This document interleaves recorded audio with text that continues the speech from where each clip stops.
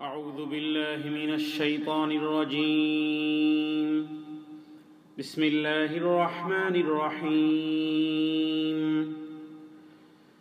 الحمد لله الذي أنزل على عبده الكتاب ولم يجعل له عوجا قيما لينذر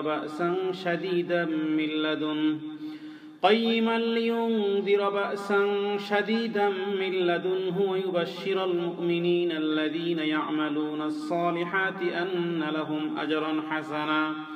ماكثين فيه أبدا وينذر الذين قالوا اتخذ الله ولدا ما لهم به من علم ولا لآبائهم كبرت كلمة تخرج من أفواههم إن يقولون إلا كذبا فلعلك باخع نفسك على آثارهم إن لم يؤمنوا بهذا الحديث أسفا إنا جعلنا ما على الأرض زينة لها لنبلوهم أيهم أحسن عملا وإنا لجاعلون ما عليها صعيدا جرزا أم حسبت أن أصحاب الكهف والرقيم كانوا من آياتنا عجبا إذ أوى الفتية إلى الكهف فقالوا ربنا آتنا من لدنك رحمة وهيئ لنا من أمرنا رشدا فضربنا على آذانهم في الكهف سنين عددا ثم بعثناهم لنعلم أي الحزبين أحصى لما لبثوا أمدا نحن نقص عليك نبأهم بالحق إنهم فتية آمنوا بربهم وزدناهم هدى وربطنا على قلوبهم إذ قاموا فقالوا ربنا رب السماوات والأرض لن ندعو من دونه إلها لقد قلنا إذا شططا هؤلاء قوم اتخذوا من دونه آلهة لولا يأتون عليهم بسلطان بين فمن أظلم ممن افترى على الله كذبا وإذ اعتزلتموهم وما يعبدون إلا الله فأووا إلى الكهف ينشر لكم ربكم من رحمته ويهيئ لكم من أمركم مرفقا وترى الشمس إذا طلعت تزاور عن كهفهم ذات اليمين وإذا غربت تقرضهم ذات الشمال وهم في فجوة منه ذلك من آيات الله من يهد الله فهو المهتد ومن يضلل فلن تجد له وليا مرشدا وتحسبهم أيقاظا وهم رقود ونقلبهم ذات اليمين وذات الشمال وكلبهم باسط ذراعيه بالوصيد لو اطلعت عليهم لوليت منهم فرارا ولملئت منهم رعبا وكذلك بعثناهم ليتساءلوا بينهم قال قائل منهم كم لبثتم قالوا لبثنا يوما أو بعض يوم قالوا ربكم أعلم بما لبثتم فابعثوا أحدكم بورقكم هذه إلى المدينة فلينظر أيها أزكى طعاما فليأتكم برزق منه وليتلطف ولا يشعرن بكم أحدا إنهم إن يظهروا عليكم يرجموكم أو يعيدوكم في ملتهم ولن تفلحوا إذا أبدا وكذلك أعثرنا عليهم ليعلموا أن وعد الله حق وأن الساعة لا ريب فيها إذ يتنازعون بينهم أمرهم فقالوا بنوا عليهم بنيانا ربهم أعلم بهم قال الذين غلبوا على أمرهم لنتخذن عليهم مسجدا سيقولون ثلاثة رابعهم كلبهم ويقولون خمسة سادسهم كلبهم رجما بالغيب ويقولون سبعة وثامنهم كلبهم قل ربي أعلم بعدتهم ما يعلمهم إلا قليل فلا تمار فيهم إلا مراء ظاهرا ولا تستفت فيهم منهم أحدا ولا تقولن لشيء إني فاعل ذلك غدا إلا أن يشاء الله واذكر ربك إذا نسيت وقل عسى أن يهديني ربي لأقرب من هذا رشدا ولبثوا في كهفهم 300 سنين وازدادوا 9 قل الله أعلم بما لبثوا له غيب السماوات والأرض أبصر به وأسمع ما لهم من دونه من ولي ولا يشرك في حكمه أحدا واتل ما أوحي إليك من كتاب ربك لا مبدل لكلماته ولن تجد من دونه ملتحدا واصبر نفسك مع الذين يدعون ربهم بالغداة والعشي يريدون وجهه ولا تعد عيناك عنهم تريد زينة الحياة الدنيا ولا تطع من أغفلنا قلبه عن ذكرنا واتبع هواه وكان أمره فرطا وقل الحق من ربكم فمن شاء فليؤمن ومن شاء فليكفر إنا أعتدنا للظالمين نارا أحاط بهم سرادقها وإن يستغيثوا يغاثوا بماء كالمهل يشوي الوجوه بئس الشراب وساءت مرتفقا إن الذين آمنوا وعملوا الصالحات إنا لا نضيع أجر من أحسن عملا أولئك لهم جنات عدن تجري من تحتهم الأنهار يحلون فيها من أساور من ذهب ويلبسون ثيابا خضرا من سندس واستبرق متكئين فيها على الأرائك نعم الثواب وحسنت مرتفقا اضرب لهم مثل الرجلين جعلنا لأحدهما جنتين من أعناب وحففناهما بنخل وجعلنا بينهما زرعا كلتا الجنتين آتت أكلها ولم تظلم منه شيئا وفجرنا خلالهما نهرا وكان له ثمر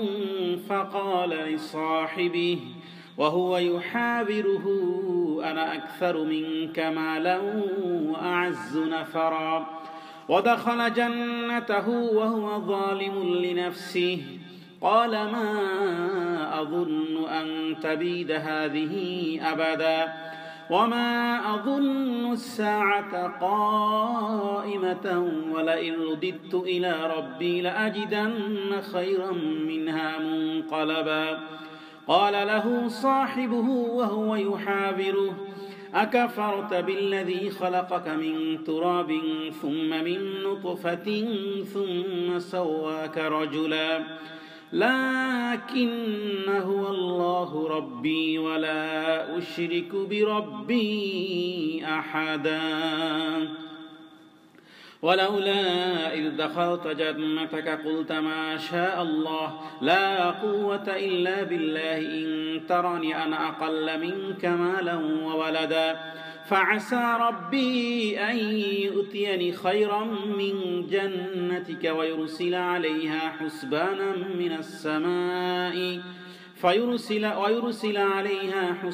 من السماء فتصبح صعيدا زلقا أو يصبح ماؤها غورا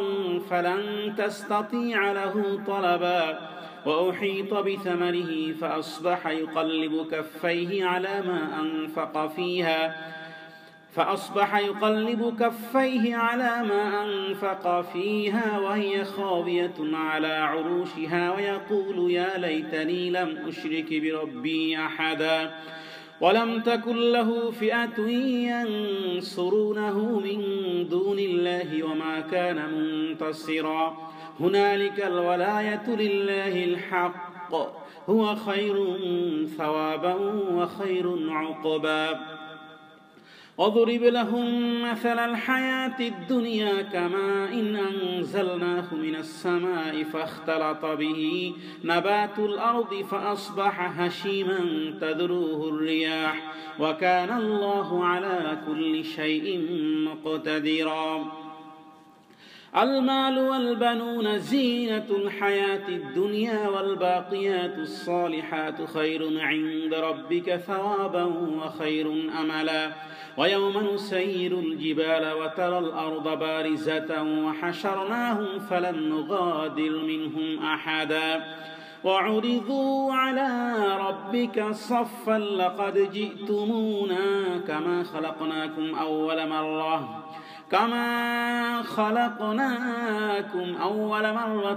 بل زعمتم أن لن نجعل لكم موعدا ووضع الكتاب فترى المجرمين مشفقين مما فيه ويقولون يا ويلتنا ما لهذا الكتاب لا يغادر صغيرة ولا كبيرة إلا أحصاها ووضع الكتاب فترى المجرمين مشفقين مما فيه ويقولون يا ويلتنا ما لهذا الكتاب لا يغادر صغيرة ولا كبيرة إلا أحصاها ووجدوا ما عملوا حاضرا ولا يظلم ربك أحدا وإذ قلنا للملائكة اسجدوا لآدم فسجدوا إلا إبليس كان من الجن ففسق عن أمر ربه أفتتخذونه وذريته أولياء من دوني وهم لكم عدو بئس للظالمين بدلا ما أشهدتهم خلق السماوات والأرض ولا خلق أنفسهم وما كنت متخذ المضلين عضدا ويوم يقول نادوا شركائي الذين زعمتم فدعوهم فلم يستجيبوا لهم وجعلنا بينهم موبقا ورأى المجرمون النار فظنوا أنهم مواقعوها ولم يجدوا عنها مصرفا ولقد صرفنا في هذا القرآن للناس من كل مثل وكان الإنسان أكثر شيء جدلا وما منع الناس أن يؤمنوا إذ جاءهم الهدى ويستغفروا ربهم إلا أن تأتيهم سنة الأولين أو يأتيهم العذاب قبلا وما نرسل المرسلين إلا مبشرين ومنذرين ويجادل الذين كفروا بالباطل ليدحضوا به الحق واتخذوا آياتي وما أنذروا هزوا ومن أظلم ممن ذكر بآيات ربه فأعرض عنها ونسي ما قدمت يداه إنا جعلنا على قلوبهم أكنة أن يفقهوه وفي آذانهم وقرا وإن تدعهم إلى الهدى فلن يهتدوا إذن أبدا وربك الغفور ذو الرحمة لو يؤاخذهم بما كسبوا لعجل لهم العذاب بل لهم موعد لن يجدوا من دونه موئلا وتلك القرى أهلكناهم لما ظلموا وجعلنا لمهلكهم موعدا وإذ قال موسى لفتاه لا أبرح حتى أبلغ مجمع البحرين أو أمضي حقبا فلما بلغا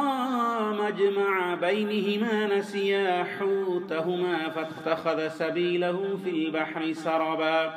فلما جاوزا قال لفتاه آتنا غداءنا لقد لقينا من سفرنا هذا نصبا قال أرأيت إذ أوينا إلى الصخرة فإني نسيت الحوت وما أنسانيه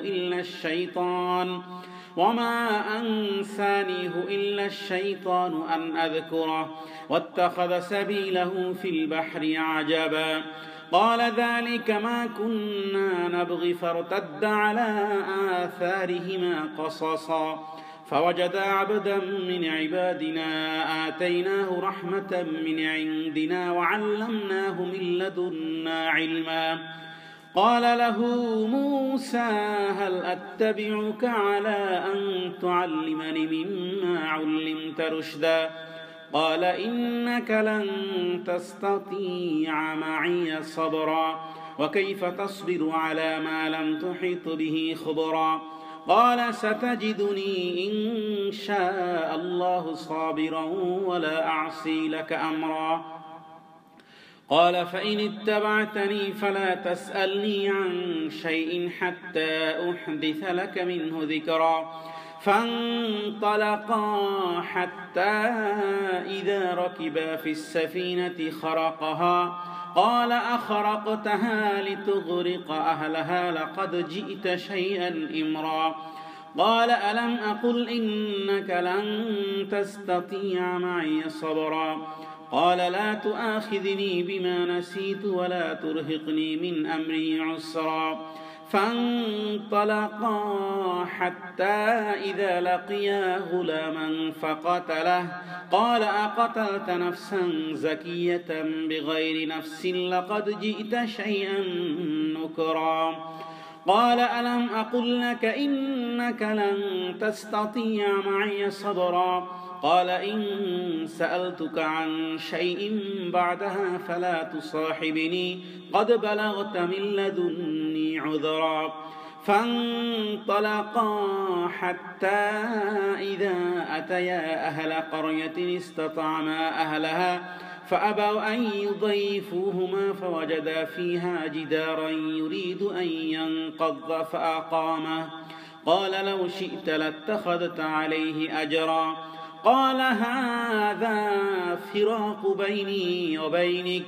سأنبئك بتأويل ما لم تستطيع عليه صبرا أما السفينة فكانت لمساكين يعملون في البحر فأردت أن أعيبها وكان وراءهم ملك يأخذ كل سفينة غصبا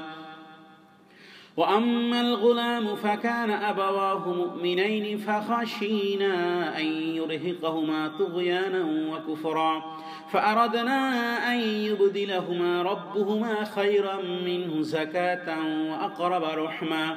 وأما الجدار فكان لغلامين يتيمين في المدينة وكان تحته كنز لهما وكان أبوهما صالحا فأراد ربك أن يبلغا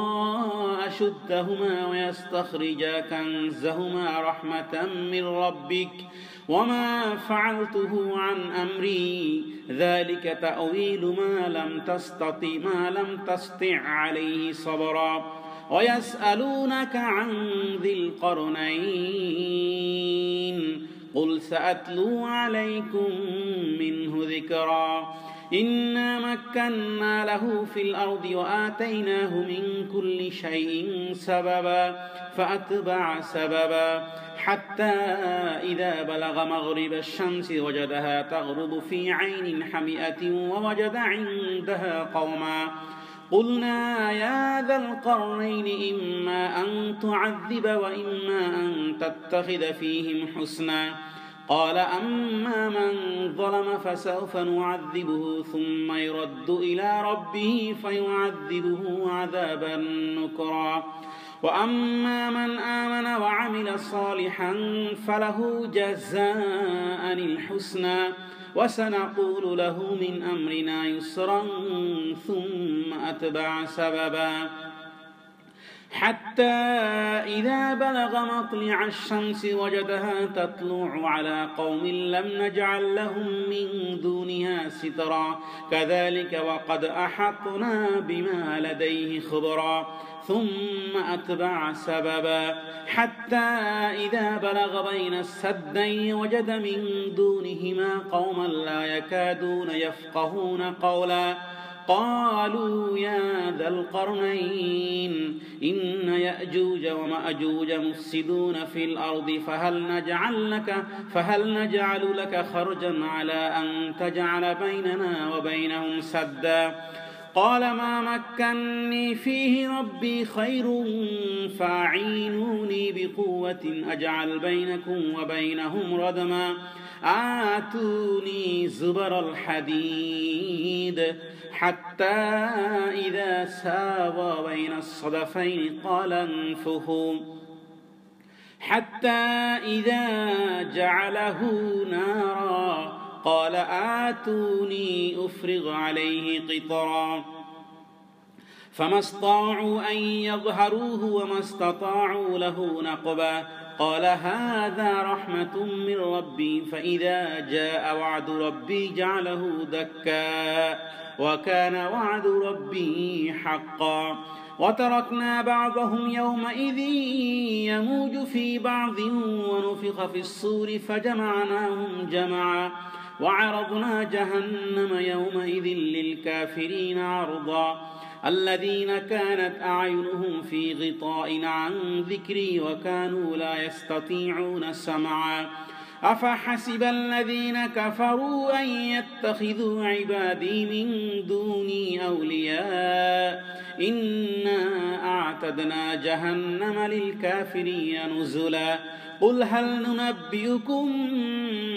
بالأخسرين أعمالا الذين ضل سعيهم في الحياة الدنيا وهم يحسبون أنهم يحسنون صنعا أولئك الذين كفروا بآيات ربهم ولقائه فحبطت أعمالهم فلا نقيم لهم يوم القيامة وزنا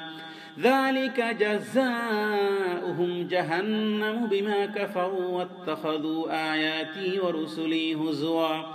إن الذين آمنوا وعملوا الصالحات كانت لهم جنات الفردوس نزلا خالدين فيها لا يبغون عنها حولا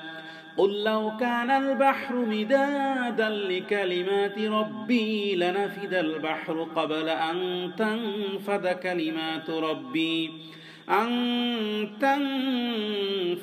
كلمات ربي ولو جئنا بمثله مددا قل إنما أنا بشر مثلكم يوحى إلي أنما إلهكم إله واحد فمن كان يرجو لقاء ربه فليعمل عملا صالحا ولا يشرك بعبادة ربه أحدا صدق الله العظيم. أعوذ بالله من الشيطان الرجيم. بسم الله الرحمن الرحيم.